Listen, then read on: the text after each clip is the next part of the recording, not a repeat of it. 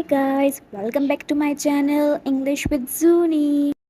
दोस्तों, क्या आपको भी है इंग्लिश सीखने का शौक? तो ये वीडियो सिर्फ आपके लिए है। मैं लेकर आई हूँ आपके लिए 30 शॉर्ट इंग्लिश सेंटेंसेस जिनसे आप हर सिचुएशन में बआसानी इंग्लिश में बात कर सकते हैं। तो आइए वीडियो को शुरू करते हैं।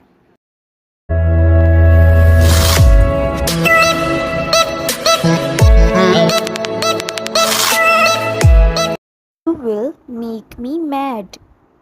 You will make me mad. तुम मुझे पागल कर दोगी। तुम मुझे पागल कर दोगी। Who is knocking at the door? Who is knocking at the door?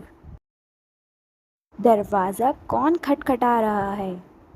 दरवाज़ा कौन खटखटा